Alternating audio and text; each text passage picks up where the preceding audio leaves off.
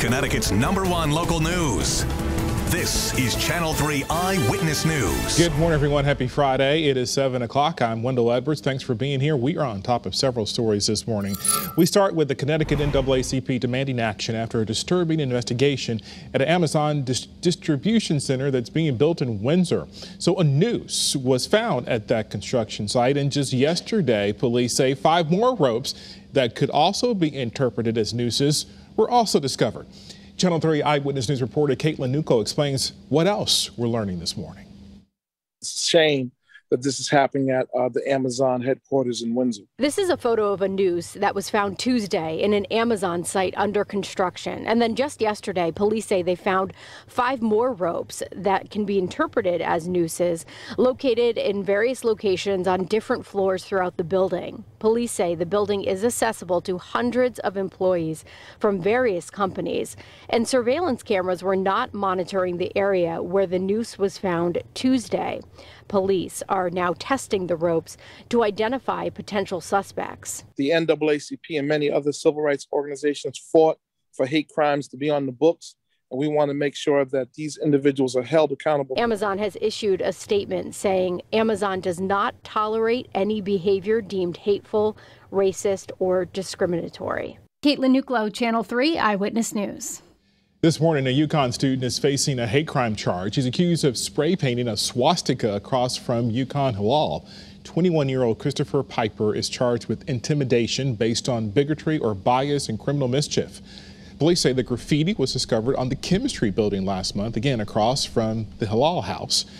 Investigators used surveillance video to find the suspect. The university president says every member of the UConn community deserves to feel safe and respected. Breaking overnight in Jerusalem, at least 44 people are dead and 150 people hurt in a stampede at a religious festival.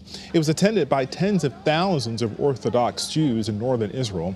This was the largest event to take place in Israel since the pandemic began. We'll continue to bring you more updates as soon as they come in to our newsroom. All right, Mr. Wendell, it's going to be a very windy day out there, so you're going to have to hang on to your hats. We've got a wind advisory in effect for the entire state right through tonight and into early tomorrow morning. So it's going to be pretty windy out there. The garbage cans are going to be flying around, so make sure everything's secure and hang on to your steering wheels. What a beautiful start it is, though. Our Channel 3 early morning dual pole radar shows dry conditions. We had a brief shower earlier this morning in northwest Connecticut, but not a big deal. Some of the pavement might be wet, so just be careful. Old Saybrook, gorgeous, gorgeous in Hartford at 59 amazing degrees. The normal overnight low is 43. We're doing substantially better than that. And there's New Haven. You can see 62. The camera is bouncing around a little bit in New Haven. We're starting to pick up those winds there along the shore. Wind to the west-northwest at 14. Now, we're having an offshore breeze today as opposed to an onshore breeze. That means the temperatures along the shoreline are going to be a little bit milder than where they're headed inland. And inland, they're going to be good in the mid-60s. 66 is the normal high for this time of year. We're going to be pretty close to that, maybe a couple of degrees warmer than that along the shoreline. Let's take a look at the numbers right now. I mean, whoa, 51 in Putnam. That's the cool spot, if you want to call that cool. The warm spot right now, 62 wonderful degrees in New Haven. And the temperature differential, we are up from yesterday. We've been up the entire week. We just continue to add to the overnight lows. And the winds, yeah, they're starting to pick up. You'll notice 8 to 16 to 24 miles an hour sustained in Bridgeport, and there are some gusts out there. All right, as we take a look at the satellite and radar, there might be a sprinkle from time to time, mid to late morning, but other than that, we're doing pretty good out there. Now, they'll notice a little bit of action to the north and west. That's going to roll in tonight around midnight. Believe it or not, temperatures out there are going to be a little cool, and that means maybe a couple of snowflakes. This is early morning futurecast. Tomorrow's weather today, showing us an hour-by-hour depiction of not a lot going on during the day today. Now, here comes tonight. Watch northwest Connecticut. Starts to creep in over the border. A little bit of blue there. Then watch northeast Connecticut. A little bit of blue around 2 o'clock in the morning. Most of us will be sleeping, but nonetheless, you might see some flakes flying around if you're a third shifter. Working overnight tonight. Could be a couple of flakes. They'll quickly diminish. Ooh, did you hear that whistle? That was cool. All right, and then during the day tomorrow, we're talking about a nice day tomorrow with mostly sunny skies. All right, daytime highs today climb into the mid-60s, upper 60s for the shoreline. Sun and clouds. It's going to be windy. Sun was up at 5:48, sun sets at 7:48. Your 7-day forecast includes 62 tomorrow, 70 on Sunday. Now, there could be a brief shower around Sunday morning, and then then we're calling for a mixture of sun and clouds on Sunday with a temperature of 70 degrees, so a bit milder than where we're headed on Saturday. Saturday is going to be a cool day, 62 degrees, about 4 degrees cooler than average with breezy conditions. Notice the overnight low tonight, 41. That's a statewide average. Some towns are going to be in the mid to upper 30s, and that's why we're going to call for a couple of snowflakes up in northwest and northeast Connecticut overnight tonight through very early tomorrow morning. Monday, a chance for some scattered showers, as well as Tuesday, and then we're hoping for drier weather Wednesday and Thursday with temperatures in the mid to upper 60s. All right, that's a check of your early morning forecast. It's 7:05. Wendell, we'll send it back to you. Scott, thank you. By now, students and families have become accustomed or used to remote learning, but that could soon be off the table. The state is not requiring school districts in the fall to offer distance learning. Channel 3 Eyewitness News reporter Aya Galau explains how this is going to work moving forward. From online classes to virtual meetings, remote learning quickly became the new normal during the pandemic.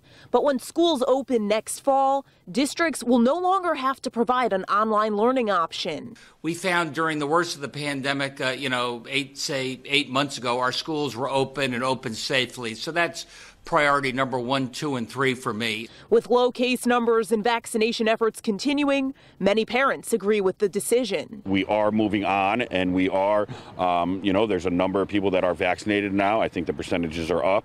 So I see that this is a positive thing for the state. For those who are high risk or still concerned about the virus, the governor says the state will help families find alternatives. Aya Galau, Channel 3 Eyewitness News. Let's check the latest coronavirus numbers in the state from the governor's office. As of this morning, the positivity rate is down to 1.34%. But in the last day, 4 more people died from COVID-19. President Biden heads to Philadelphia later today to continue his Getting America Back on Track tour. He's building support for his roughly $4 trillion of investments in the economy and social safety net programs. The president hopes to rebuild the nation's infrastructure, create jobs, and provide support for American families. But with the slim Democratic majority in Congress, the president's proposals are going to need some bipartisan support at the least. It's only been 100 days. But I have to tell you, I've never been more optimistic about the future in America. In his first 100 days in office, the president has quickly begun crafting one of the largest expansions of American government in about half a century. We thank you for tuning in to Eyewitness News this Friday. Remember, you can get news and weather updates anytime on our website and on the Channel 3 app. Have a great Friday.